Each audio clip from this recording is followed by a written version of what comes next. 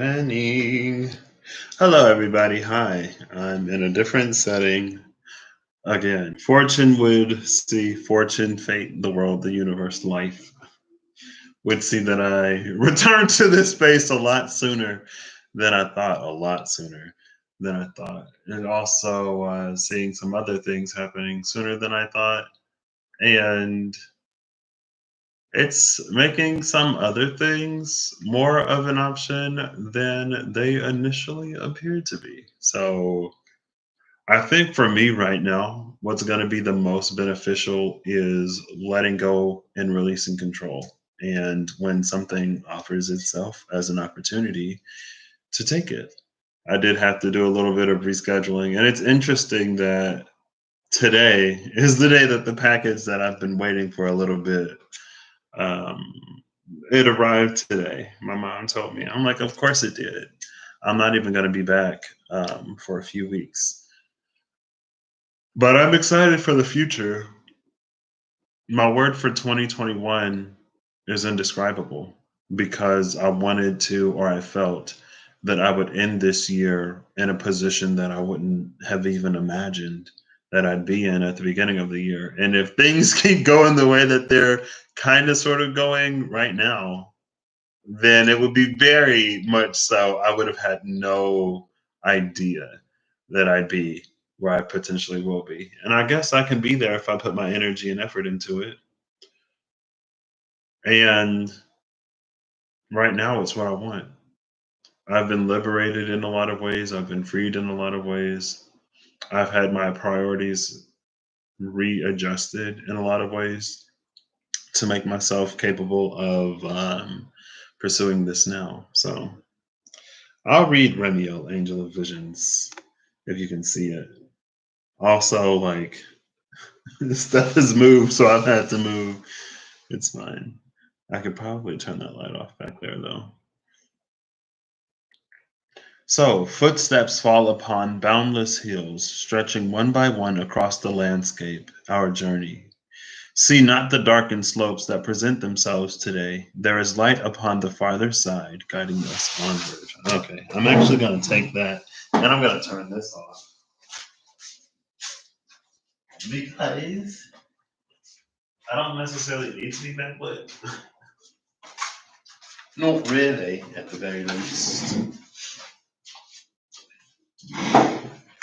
So, I'm going to throw all my disclaimers out at the beginning of this video. Disclaimer number one, like I said a year ago, probably, I know that I experience things the way that I need to experience them to stimulate me, to motivate me to do whatever it is that I need to do. Hence why I started really using my second channel and how I ended up in this space. So, with all that said, it's still like there are certain things that just don't really make sense to me when it comes to people. And one of the things that most recently doesn't make sense is this feeling of like, so for America specifically, we're in the space of our Pluto return. And supposedly, a lot of empires end in about 250 years, about the time it takes for Pluto to return to where it was at the conception of that nation. And almost all major or almost all great civilizations, especially those of a more European influence, I guess, have fallen due to like it's been internal rather than external. And I feel like in this space, we are seeing almost firsthand how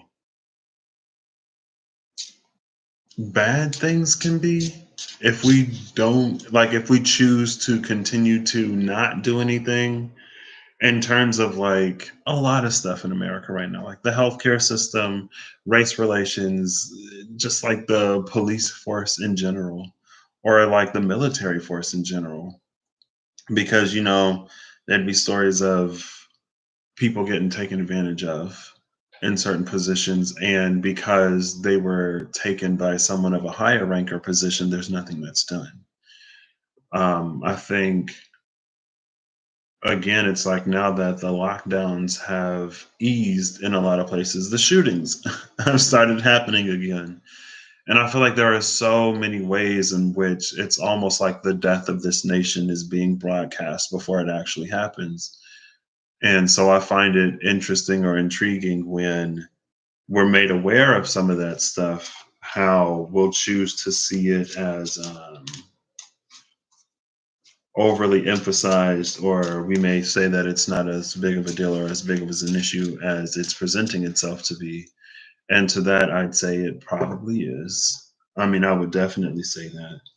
Also, I would say that, like, if we haven't been talking about certain things in a long time, or if it's never really been something that we talked about, if it's been something that was hidden under the rug, and a lot of stuff that was hidden under the rug is coming to the surface right now in a lot of different industries, areas all over the world, then it's easy, or it's not easy, but I can see why we may say, like, oh, like it can't be this big of a deal because what, did this start happening overnight? And it's like, no, we're just seeing it. Rim Angel of Time, of course. Who is this? Uh, I have to put my glasses. Looks like Angel of Mars, but it can't be Mars.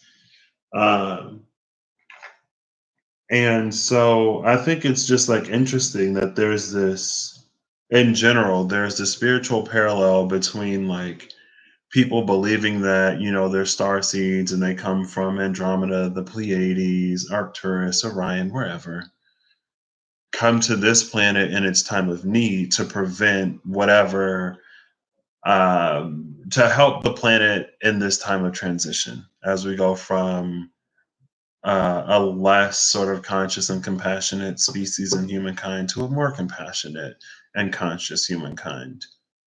I find it interesting that people will believe that while simultaneously, when things actually happen in places in the world, they'll take on perspectives of like, that's not my reality. So therefore, I don't see it as real. It's like there are a lot of ways to sort of like you don't even have to be a spiritual person to detach a lot or to detach from a lot of the stuff that's going on. But I think that using spirituality is an interesting sort of response, I guess, to detach or to make things light or to not really give it the attention that we can to make sure we end up in a better position and in a better space. I also think it's very interesting. I guess I in some spaces you kind of sort of see it real time. We think of certain empires or we think of certain disasters that have occurred throughout history, and from hindsight it's always that like how did they not see this coming, like they like it was this and then it turned into this and it kept growing and growing and growing, more and more unrest, almost sort of unchecked until it boiled over. And also I remember it was interesting in middle or in elementary school learning about the Holocaust and how it was always like there's a dog, they're the owners. Okay. um, it's interesting because they would talk about it as if it were something that would never happen again. But then you see like laws made against certain types of people and attacks on certain types of people every day, especially more so now because it's more covered now, less covered up now. Maybe in part due to social media having a presence where it's like, regardless of whether it's being covered or not, someone's going to be talking about it. And now these news outlets and these syndicated platforms, they sort of have to compete with social media now, right? In order to keep people watching and in order to get the views. And so it's like it's become there's this like alternate source of the truth now that puts a certain pressure through viewership and through commodification and money on more traditional forms of the media as well. And it's like at the same time, like what's most interesting, like specifically, there's been a lot of xenophobia directed against Mexicans, especially with the last presidency. And it's interesting to me that it's like you'll see some people who are so vehemently for like building a wall and keeping certain people out, but then those would be the same people who are going out drinking on Cinco de Mayo or like eating Mexican food.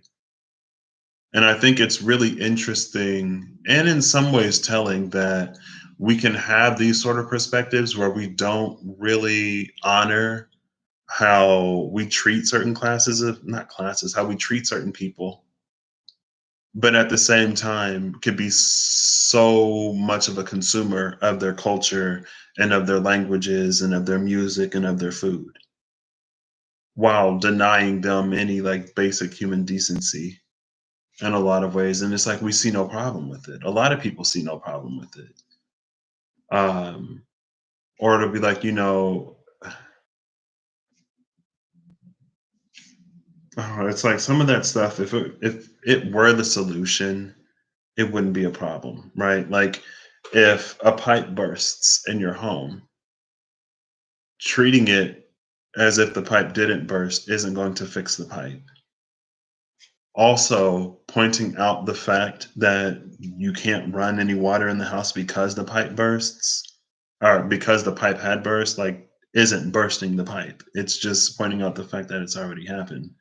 But going back to the star seed thing, it's like it's really easy for people to be attached on this own planet, like on this planet here, but then at the same time believe that you came from a more consciously evolved species to come to this planet to assist in its greatest time of need, only to be on this planet and not assist the people on this planet who sort of could benefit from,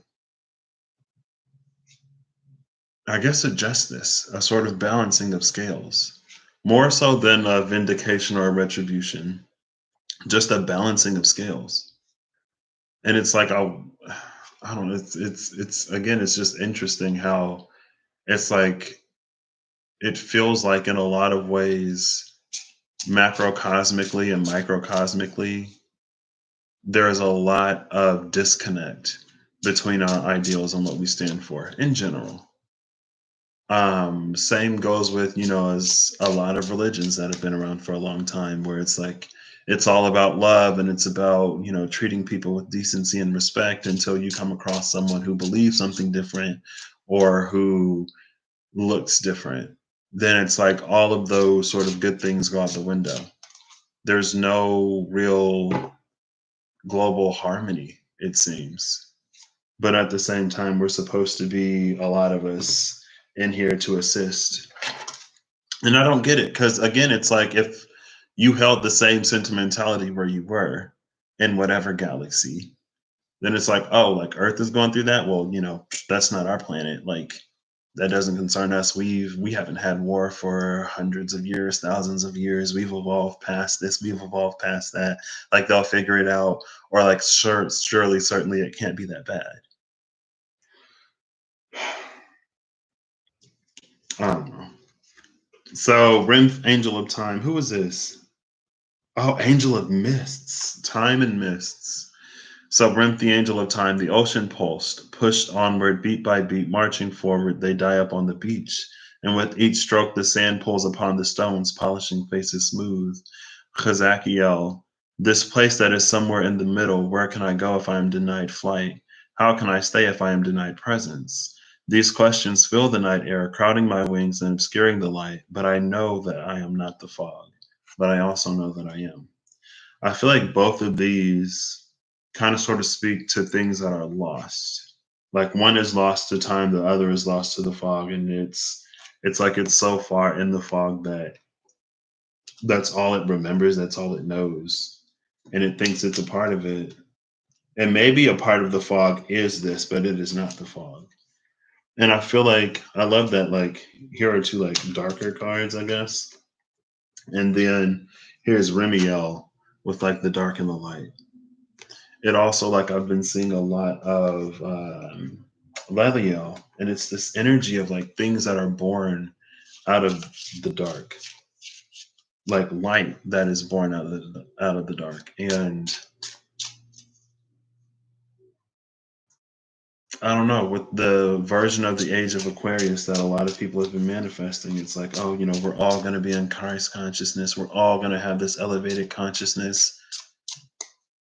We've really manifested it in the sense of a collective of caring individuals, but it seems like most individuals can't be bothered to care. Who is this? Duma? Angel of the Mountain? No. Duma, Angel of Dreams. I looked into the sky and saw a truth written in quiet motion. The turning wheel rises, and as it falls, it shows us what we've seen, a vision from beyond. No different than a vision from within. And I love that the Angel of Visions came out. Saflada's Angel of Dust is at the top. Tamiel, Angel of the Unseen, is at the bottom. I don't know. It's like I find myself in this position again, where it's like, okay, here's all these like super spiritual people, but no one can be bothered to care. And it's like, yeah, it's a lot easier to go, oh, like, oh, that's not my reality. I don't experience this, and since I don't experience this, therefore it must not be as big of a problem. But I've always been the person or the type of person to like extend compassion when someone asks for it. When someone tells me that they're hurting, I don't ask to see the bruises. I don't ask how, like, what they would have done to have deserved it. I don't question if it really happened or not. And that's another thing that I don't understand. It's like, even within certain spaces, an experience can be so vastly different. And for one person in that space to invalidate someone else's experience in that space because they themselves haven't experienced it.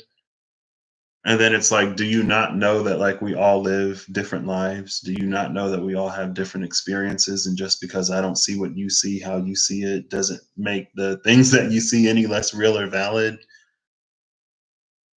I don't know. So I just wanted to come on and vent a little bit because I mean, not immediate, my near immediate response was like out of frustration. It was like anger, I guess, anger and frustration. And it's like, again, it's this space where it's like, these are the spiritual people that we have down here. These are the awakened. These are those who would come into a certain space of consciousness where they can more, I guess, consciously affect their reality.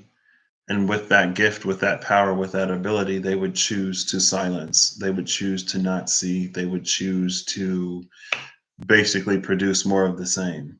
And then it's like, no wonder why shadow work was what it was this whole time. No wonder why there are those who face the same dark nights over and over. And it's like, in what realm of sovereignty or self-empowerment would that make sense, to fall to the same traps over and over, or to be so powerless as to, I don't know. But they say it's a journey and we're all on our different paths, and I believe it. It's just, it would be really cool, I guess, if there were more people that I came across who just cared about people at the end of the day, and like really cared about people and didn't just talk about it. I don't know, but that's where I'm going to end this. I only brought these two decks with me, and I didn't bring my calendar. So if that's something that I do, then I'll do it. I'll be